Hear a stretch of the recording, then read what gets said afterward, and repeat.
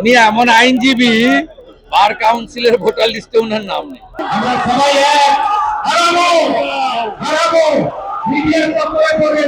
উনি এমন আইনজীবী বার কাউন্সিলের ভোটার লিস্টে ওনার নাম নেই। করুন না, না বলছি। আইনজীবী হতে হবে তো এমন কোনো কথা নেই। কোন নাগরিকও প্লি করতে পারে, কোন কোর্টে নাগরিকরাও প্লি করতে পারে।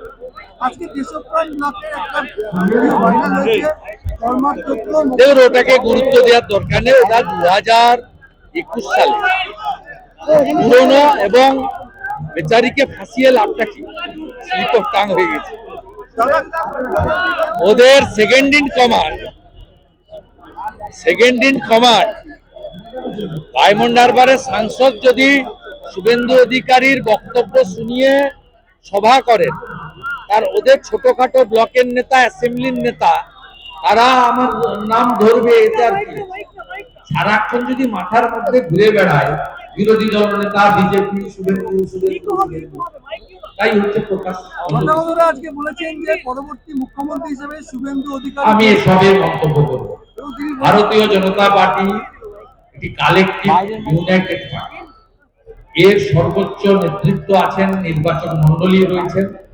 তারা আমাকে যেভাবে নন্দীগ্রামে লড়িয়েছেন, আমাকে যেভাবে ৭৭ জন বিজেপি এমএলএর মধ্যে থেকে বিরোধী দলনেতা হিসাবে বেছে নিয়েছেন, এই বিষয়গুলো তাদের উপর ছেড়ে দিন।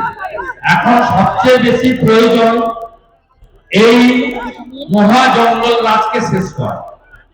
বিহারের জঙ্গল রাজ শেষ হয়েছে, পশ্চিমবঙ্গের মহা জঙ্গল রাজকে শেষ করাই অগ্রাধিকার হওয়া উচিত। এদিকে ওদিকে সামনে পিছনে কোনো আলোচনায় যাবেন না। লক্ষ্য স্থির রাখুন অর্জুনের লক্ষ্যভেদের মতো। তাই এই সভার নাম পরিবর্তন সংকল্প সভা। আমি সুর বেঁধে দিয়েছি, জয়ের লক্ষ্যে পরিবর্তনের সংকল্প নিয়ে জোট বাঁধুন বাংলার জনগণ। সনাতনীরা জোট বাঁধুন, আদিবাসীরা এগিয়ে আসুন, শিক্ষিত রাষ্ট্রবাদী মুসলিমরা আমাদের সঙ্গে আসুন। আমরা পশ্চিমবঙ্গকে বাঁচাতে চাই। নরেন্দ্র মোদীজি মেট্রো রেলের উদ্বোধনের দিন দমদমে এই লাইন ঠিক করে দিয়ে গেছেন। এটাই হোক আগামী দিনে এই বাংলার লাইন।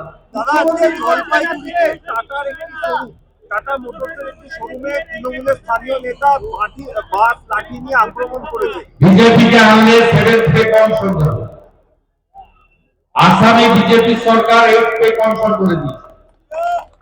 সুপ্রিম কোর্টে মামলা পেন্ডিং আছে বলে এখানে আমি বলি, আপনারা জিতবেন, নিয়ে আপনার হক অধিকার। কর্মচারী, শিক্ষক, পেনশনাররা প্রত্যেকে কেন্দ্রীয় হারে দিয়ে পাবেন। আপনারা সিপিএম কে ভোট দিয়ে ভোট ভাগ করবেন না, একসঙ্গে ভোট দিন, ভারতীয় জনতা পার্টিকে ভোট দিন। আমাদের অপারেশন সিঁদুরের সময় বামপন্থীরা মিছিল করে পাকিস্তানে বোম পড়লো কেন, জবাব চাই, জবাব দাও। কিন্তু পহেলগামের ঘটনা নিয়ে মিছিল করে না। দীপু চন্দ্র দাসকে নিয়ে একটা মিছিল হয় না, ভেনিজুয়েলাকে নিয়ে মিছিল করছে। এদের কাজ হচ্ছে ভোট কাটা। ফরওয়ার্ড ব্লকের প্রার্থী এখানে ভোট না কাটলে সকল মজুমদার এমপি হবে। ব্যারাকপুরে দেবদূত ঘোষ ভোট না কাটলে অর্জুন সিং সামান্য ভোটে হেরেছে, তিনি জিততেন। শিবভদ্র দত্ত সামান্য ভোটে হেরেছে, ডক্টর সুজয় চক্রবর্তী ভোট না কাটলে। সব হিন্দু ভোট ভাগ হচ্ছে। আপনারা বিভক্ত হচ্ছেন আর পিছনের দরজা দিয়ে ওরা কথা দিয়ে গেলাম। প্রথম ক্যাবিনেটে কেন্দ্রীয় হারে মহার্ঘ ভাতা আর 7th পে কমিশনের ঘোষণা ভারতীয় জনতা পার্টি।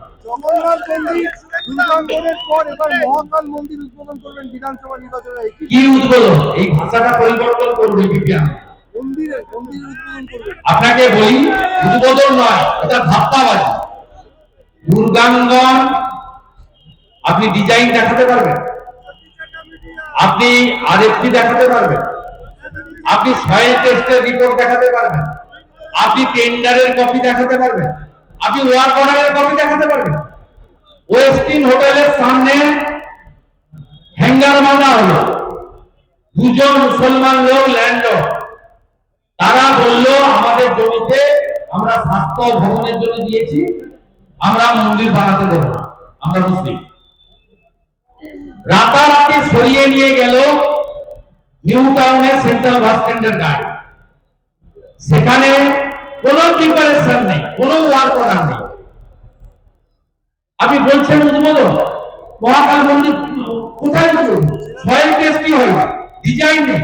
আজকে যে এই যে টিভিতে দেখাচ্ছেন মুড়িগঙ্গাতে এই যে শিলান্যাসটা উদ্বোধন যা কিছু বলে যাচ্ছে, আপনি এনওসি নিয়েছেন জাতীয় জলপথ থেকে, জমি অধিগ্রহণ করেছেন, আপনি টেন্ডার ফ্রড করেছেন, ওয়ার্ক অর্ডার করেছেন। নরেন্দ্র মোদী এসে মেট্রো ফিতা কাটেন আর পরের দিন থেকেই যাত্রীরা মেট্রোতে চলতে শুরু করে, আর উনি ঢপ মাছ মারেন। ভোট আসছে এরকম ঢপ অনেক মেরেছিলেন।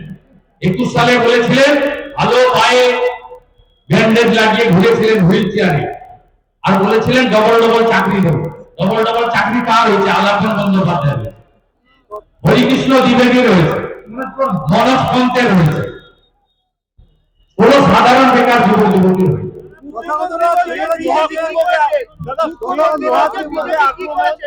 মুখ্যমন্ত্রী বলছেন মহাকুম্ভের মতো এটা অবস্থা না হয় তাই জন্য সেতু বানাচ্ছি, মহাকুম্ভের মতো যাতে অবস্থা না হয় তাই জন্য সেতু বানাচ্ছি। মহাকুম্ভকে অপমান পেট আজকে গঙ্গাসাগর থেকে দাঁড়িয়ে মুখ্যমন্ত্রী। আপনাকে পরিষ্কার বলি, আমি ওনার সঙ্গে কাজ করেছি, ওনার পরিবর্তনটা আমি চোখের সামনে দেখেছি। তাই 6 বছর আগে আমি ওনাকে ত্যাগ করেছি। কারণটা হলো উনি পরিষ্কার হিন্দু ধর্মের যে হাজার হাজার বছরের সনাতনী প্রথা, পঞ্জিকা শাস্ত্র মেনে আমাদের যে সমস্ত প্রথা রয়েছে সেই প্রথা উনি মানেন না। উনি চান হিন্দুদের কর্মসূচিগুলো কালচারাল প্রোগ্রামে পরিণত হোক। সেই জন্য 24,000 মদের দোকান দিয়েছেন। আপনি বলুন পিতৃপক্ষে কে যায় শুভ কাজ করতে? কে যায় বলুন আপনি? পিতৃপক্ষে গয়াতে যায় যাদের বাবা মা মারা গেছেন, পিণ্ডদান করে আসেন। ওটা আমাদের কাছে শুভপক্ষ নয়, আমরা মাতৃপক্ষ থেকে শুভ কাজ করি। যেদিন মাতৃপক্ষ শুরু হবে তার ঠিক আগের দিন অতীন ঘোষ আর সুজিত ঘোষের পুজো উদ্বোধন করতে গেলেন। প্রত্যেকবারে করেন, আমরা সমালোচনা করি, ইচ্ছা করে গেলেন আগের দিন। কারণ এটা তুমি মেসেজ দিতে চান 35%কে যে আমি তোমাদের দিব, আমি এত ছেলে পেলে সব পুজো করছি তাই ওদের কাছে যাচ্ছি, পিতৃপক্ষে যাচ্ছি। বৃষ্টি পড়লে ওনার ছাতা লাগে না, ছাতা একটা কাপড় লাগে, ও সেই কাপড়টা দিতে হয় এমন ভাবে যাতে মনে হয় উনি হিজাব করেছেন, কানটা বাইরে থাকে, মাথাটা ঢাকা থাকে। এরপরেও আপনি বলবেন যে এই মুখ্যমন্ত্রী হিন্দুদের স্বাধীনভাবে ধর্ম পালনের যে অধিকার দিয়ে গেছে আমাদের সংবিধান, সে অধিকার আমাদের দিয়েছে।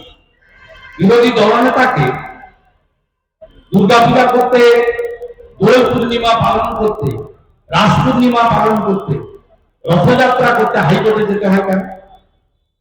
সরস্বতী পুজোর পালন করতে যোগমায়া কলেজের ল কলেজের স্টুডেন্টকে হাইকোর্টে যেতে হয় কেন?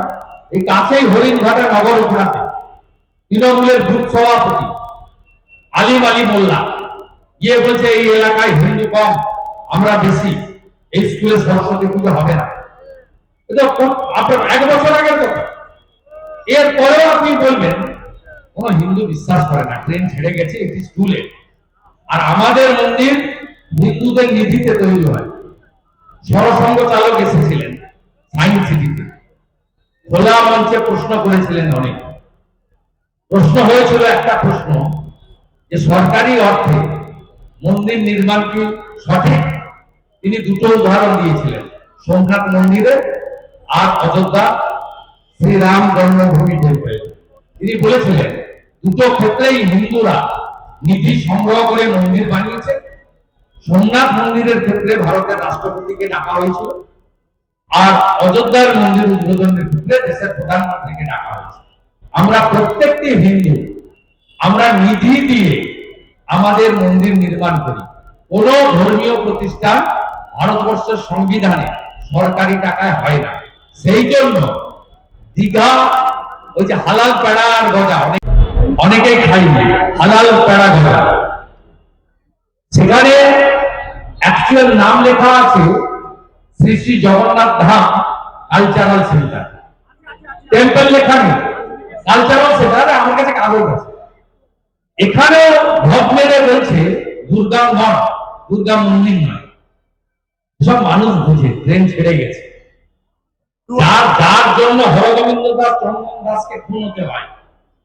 47-এর পর প্রথমবার ধুলিয়ানের হিন্দুরা ডিঙ্গি নৌকা করে এক কাপড়ে মালদার বৈষ্ণবনগরে হিন্দু অধ্যুষিত এলাকায় গিয়ে প্রাণ বাঁচিয়েছে।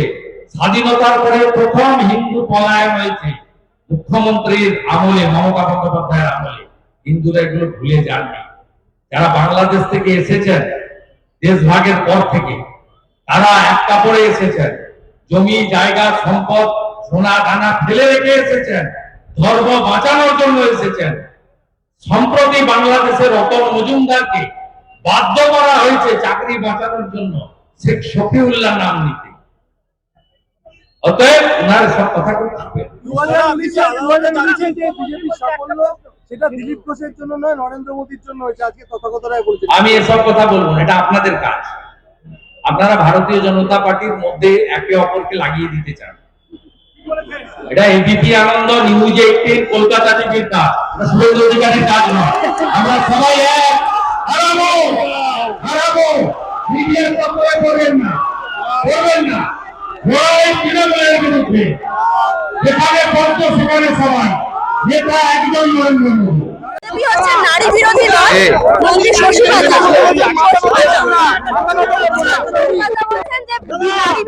ওই জন্য লোকসভা বিধানসভায় নারী সংরক্ষণটা মোদীজির আমলে হয়েছে, মমতা ব্যানার্জির আমলে হয়নি। সংবিধানে সংশোধন করে মহিলাদেরকে লোকসভা বিধানসভায় 1/3 সংরক্ষণটা নরেন্দ্র মোদীজির আমলেই হয়েছে। আর নরেন্দ্র মোদীকে দেখে মাতৃসেবা কিভাবে করতে হয়, মাতৃভক্তি কি করে করতে হয়, ওরা একটু শিখে আসুক। মুখ্যমন্ত্রী তৃণমূলের লোকেরা একটু শিখে আসুক। শাহজাহান যে পার্টির নেতা মধ্যরাত্রে হিন্দু মেয়েদেরকে, কম বয়সী মেয়েদেরকে যে ডেকে এনে পিঠা বানায়, সেই পার্টির নেত্রীর মুখে এসব কথা বানায় না। আগে শাহজাহানকে পার্টি থেকে বহিষ্কার করুক, শাহজাহানের অপকর্মের জন্য গলায় গামছা দিয়ে ক্ষমা চান, তারপরে এসব বড় বড়